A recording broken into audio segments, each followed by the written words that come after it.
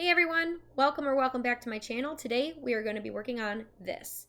So the first portion there that you seen was my sketch, and that is what I transferred on to my paper here.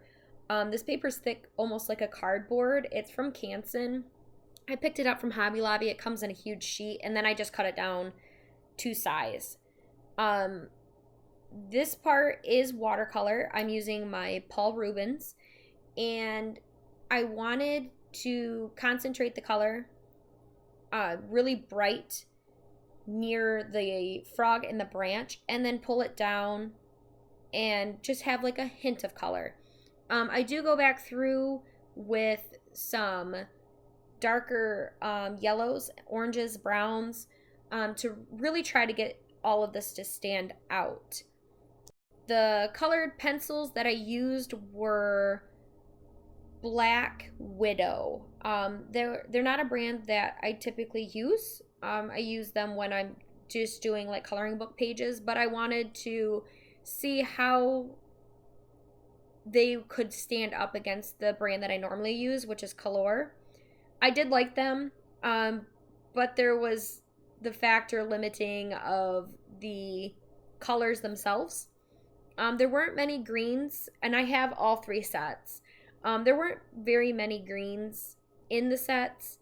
So, I mean, it was like a limiting color palette without me actually having to try to limit my colors, which is sometimes what I have issues with the Color brand, because I have 320 set, and I actually have one that's in the 500s, but I have not broken into that one yet because I want to use the set that I have first until I kind of run out of the colors that I normally use, and then I'll break into that set.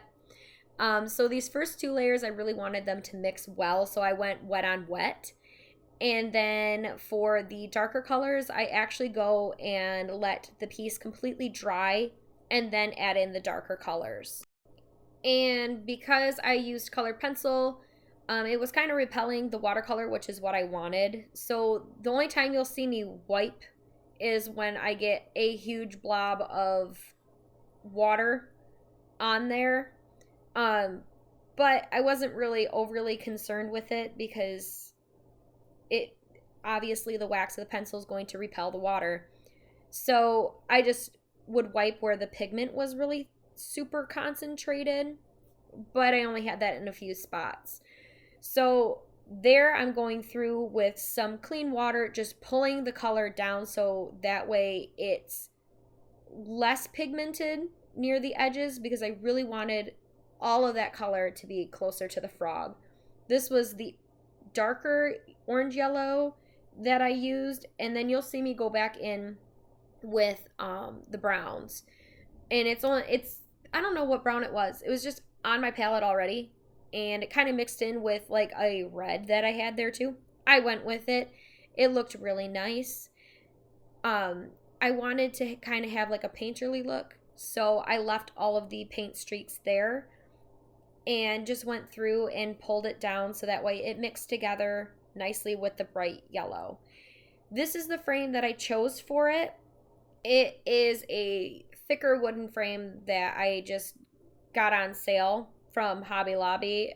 So it was a really awkward size, which is why I chose the paper that I did, so that way I could cut it down. And here is the close-up. See the shine of the colored pencils. I love it up against the matte of the watercolor. So I hope you guys enjoyed this video. I will catch you next time. Bye.